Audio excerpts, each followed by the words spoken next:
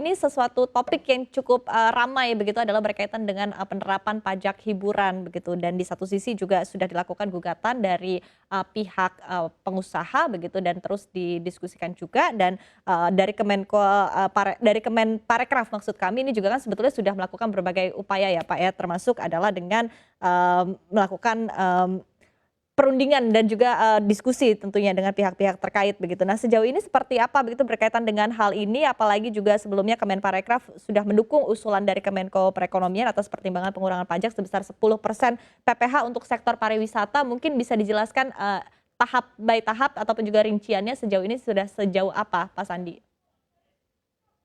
Ya, kita melihat bahwa rata-rata di tahun 2023 pengeluaran wisatawan mancanegara dan wisatawan Nusantara ini meningkat. Untuk wisatawan mancanegara ini sampai dengan hampir 1.500 dolar dan salah satu yang sangat menopang ini adalah jasa hiburan. Oleh karena itu kami cepat bertindak dan melalui Ratas Bapak Presiden menginstruksikan untuk kita melakukan penyesuaian dan memberikan keleluasaan kepada pemerintah daerah untuk memberikan insentif pengurangan, pengecualian dan penghapusan dan ini sudah diterapkan dan di beberapa kabupaten kota seperti di Bali, di Jakarta, di Labuan Bajo ini sudah dilakukan penyesuaian sehingga tidak ada kenaikan. Nah ini tentunya salah satu yang harus kita perhatikan. Jangan sampai ada dampak negatif dan menghambat akselerasi pertumbuhan pariwisata karena pariwisata ini akan menyumbang 4,5% dari PDB kita dan jumlah lapangan kerja pariwisata dan ekonomi kreatif ini mencapai 45 juta. Jadi kontribusi pariwisata ini harus kita pastikan tidak terhambat oleh kebijakan-kebijakan yang dirasakan memberatkan industri dan penciptaan lapangan kerja. Namun memang reformasi pajak yang sedang kita lakukan ini harus terus kita lanjutkan. Seperti kita memberikan desentralisasi fiskal, memberikan keleluasaan kepada pemerintah daerah untuk menetapkan agar mereka bisa mendapatkan kualitas penerimaan yang lebih baik.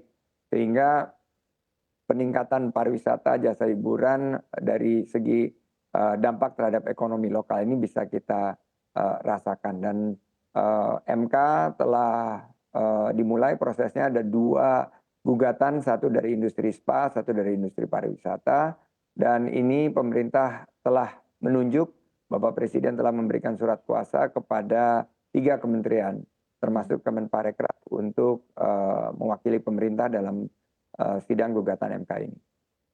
Oke, baik. Tapi sejauh ini, untuk hasil kajian, sementara begitu dari, diskusi antara Kemenparekraf dan juga Kemenko Perekonomian atas pertimbangan pengurangan pajak sebesar 10% dari PPh untuk sektor pariwisata, update-nya seperti apa? Mungkin ekspektasi apa hasil yang bisa diekspektasikan oleh para pengusaha sebetulnya Pak Sandi?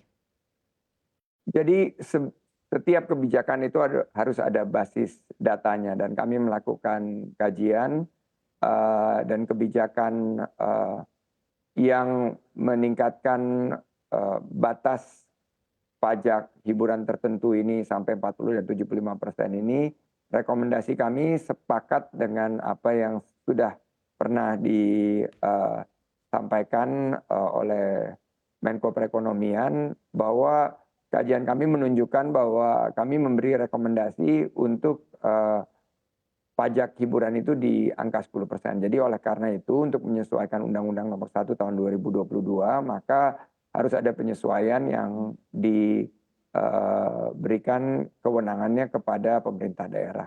Dan ini tentunya kita harapkan tidak lagi menjadi isu karena sudah ada keputusan dari pemerintah dan implementasinya ini sama-sama kita kawal.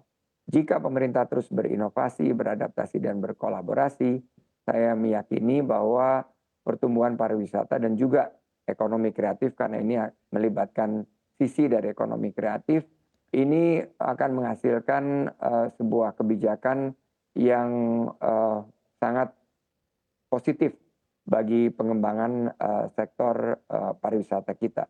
Dan kami akan terus berinteraksi dengan para stakeholders, karena masalahnya bukan ini aja nih. Ya. Ada masalah harga tiket yang masih dirasakan tinggi Iya. dan lain sebagainya. Jadi Mhm. kami akan terus untuk berkolaborasi dan berkoordinasi agar semua hambatan yang dirasakan oleh industri ini bisa kita solusikan. Baik, Pak Sandi, tadi masalahnya tidak ini saja begitu, termasuk tadi masalah adalah dari sisi harga tiket. Tapi upaya yang dilakukan sejauh ini oleh pemerintah, Pak Sandi, untuk mengatasi permasalahan harga tiket yang bisa kita katakan cukup tinggi ya untuk domestik begitu. Apalagi kita ketahui juga sudah memasuki fase pasca pandemi begitu ya, masyarakat Indonesia juga sudah mulai meng-compare begitu untuk harga tiket domestik dan juga tiket ke luar negeri. Nah, ini seperti apa mungkin langkah-langkah yang bisa dilakukan oleh pemerintah? Iya, saya terus berkoordinasi dan tentunya kita sangat mengapresiasi bahwa Menteri Perhubungan terus mendorong industri untuk menambah jumlah penerbangan, menambah ketersediaan kursi sehingga harga tiket terutama yang domestik ini. Kalau yang ke luar negeri ini kita memiliki lebih banyak opsi karena seperti kita lihat angka-angka yang sudah disampaikan, banyak juga wisatawan kita ke luar negeri padahal kita ingin mendorong program nasional kita itu bangga berwisata di Indonesia.